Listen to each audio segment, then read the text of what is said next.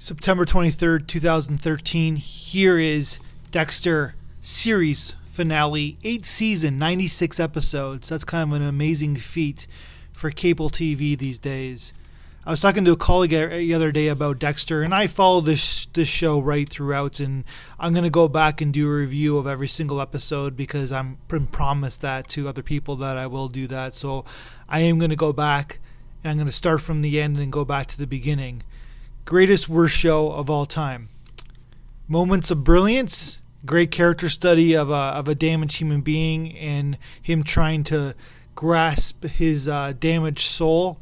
And then there's moments of total sloppiness in this show. Just mediocre at best. Should be canceled immediately kind of concepts in this show. Look at the finale. The finale kind of sums up this show in a nutshell. You get into a pickle, he gets out of the pickle. He gets into another pickle, he gets out of the pickle. He needs to kill somebody, he kills the person. There's nothing that we don't expect in this show and don't expect in the final. We expect everything to happen. There's nothing clever. There's not a winding road that they're taking us down. And unfortunately, Dexter has, I don't know, it was just stupid. It's kind of stupid programming on Showtime's part.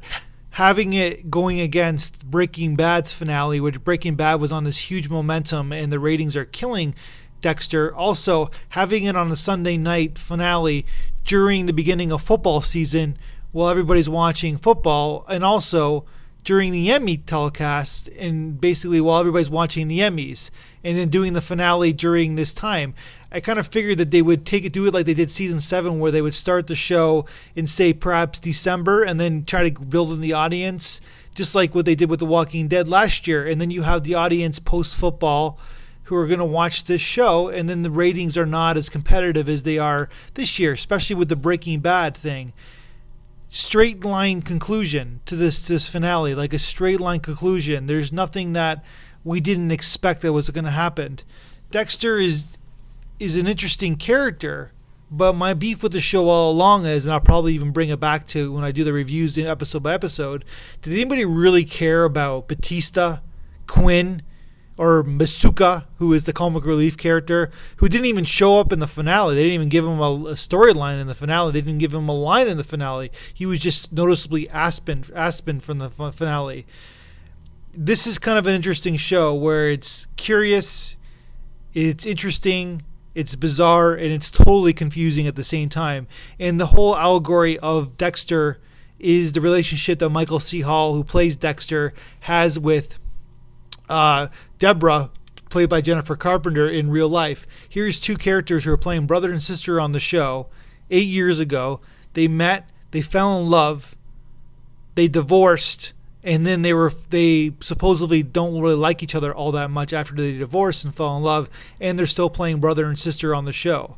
That's quite the arc in Human World for these two actors who are basically in many scenes together over and over again. So they're playing brother and sister, and then it's creepy that we learn while the series is going on that the characters who are playing brother and sister are actually married to each other, and then they broke up. And then you imagine having to deal and work with someone every day that you're divorced. It's just an interesting kind of analogy to Dexter in a nutshell, where it's kind of interesting and curious, but it's very bizarre and confusing at the same time.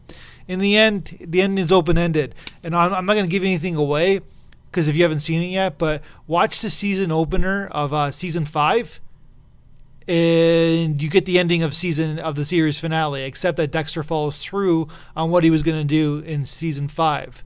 So perhaps Dexter should have done that in season 5, and then we wouldn't have gotten the extremely horrible season 6, the very not too great season 8, and then the Moments of Brilliance season 7, showing us the potential of the greatness of the show, and then having it kind of sinking its ship at the end of season 7.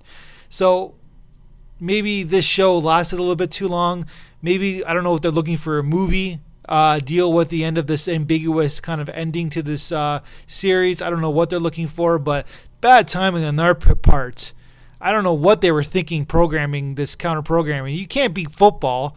You can't beat Breaking Bad, which is the most landmark show in the last, probably in TV history.